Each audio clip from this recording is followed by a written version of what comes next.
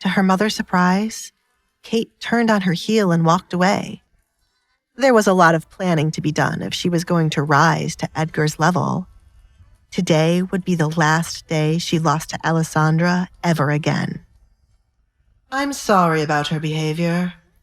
Kate is blinded by love right now, but she will soon snap out of it. I raised a wonderful young woman, and it's a shame you could not find it in your heart to love her back, said Katrina. The definition of wonderful must have changed since the last time I took a look at it, Edgar stated, as he missed where Kate was a wonderful young woman. What on earth are you trying to say, Duke Edgar? My husband and I raised Kate to be the wonderful person that she is now. We spent money on the best tutors and dressed her up like a doll. Katrina failed to see what was not wonderful when it came to Kate. Which part of looking like a doll makes someone a wonderful person? Might I inquire what happened to Alessandra while she lived here? What was her relationship like with her sister? I picked up on the first time I saw them interacting. Siblings argue. They fight and they make up, but that does not mean that Kate is a bad person. You cannot listen to only Alessandra. Katrina became worried Alessandra might have spoken of the many things that happened in this home. If Alessandra were to talk about how she was treated or the things she saw her father doing, their reputation might take a hit. Well, what happened to her face? Edgar had been curious about it from the moment he saw Alessandra. He suspected Katrina and Kate, but judging from how emotional Kate was, he knew it had to be her. Katrina and Desmond were just as bad as Kate for allowing it to happen. We are here to talk about my husband's, not my parenting skills. You do not know me well enough to judge me, Katrina replied, attempting to change the subject. I know a lot about you, Baroness. The mysterious woman who showed up out of nowhere and was able to marry a baron. Where did you live before Lockwood, I wonder? It must have been an awful place. Edgar hinted to Katrina as he was on to her past. You! Katrina gritted her teeth. The one thing she hated about the people in Lockwood was their constant need to question her past. Don't get so riled up, Baroness, as I was only teasing you. As long as you aren't hiding any crimes, I won't do anything to you. Why did you call me here? Edgar was ready to get to the point now that the entertainment with Kate was over. Katrina took a deep breath, suppressing her anger because of her past. She called the Duke for one thing only, and she planned to get it by the end of the day. As I was saying, my husband was the breadwinner, and you took him from us without reason. You have also gotten married to Alessandra and not offered us gifts. Don't you think we are deserving of... Money truly is the root of all evil. Did you spend last night calculating all the money you could collect from your husband's... You're holding up better than I expected.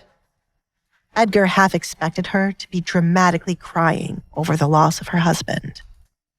Katrina might not have loved Desmond, but couldn't she at least shed a tear when acting as if she cared? Wasn't her goal to act like a heartbroken wife to gain money and sympathy from others? Didn't Katrina know she had to at least look sad? I have to remain strong in front of my daughter, so she knows we will be fine in the future. My husband is... and I have to worry about the expenses that will soon hit us. Do not get the wrong impression of me. Katrina innocently smiled. To be frank, I never had a good impression of you. I know the kind of person you are. Edgar could see right through the persona Katrina showed to others. Katrina was more dangerous than Kate. Kate wore her emotions on her sleeve, and you knew the type of person she was. Katrina, on the other hand, was good at pretending.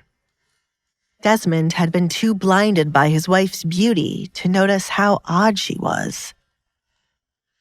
I will not be compensating you for your husband's, as I someone who committed crimes. Request an audience with the king if you are in need of money. He offers a small fund to families with no males. In regard to Alessandra, I will send gifts by tomorrow. Are we done? Asked Edgar. The Barrett house was still suffocating and unbearable. What kind of gifts will you send? Shouldn't we give you a list of things? Katrina preferred. The gifts could either be secretly sold or used to make others jealous. If she did the latter, others would want to be around the Barretts once again, as they would think they had a close relationship with Edgar. Alessandra will be the one to pick out the gifts, as she is the one to know you well, said Edgar. Whether they received a good or bad gift was completely up to Alessandra. I see. Have you eaten yet? We are preparing breakfast. Due to your marriage, we are family, and I hope we can spend some time together in the future. I wish to visit to make sure Alessandra is all right after losing a parent.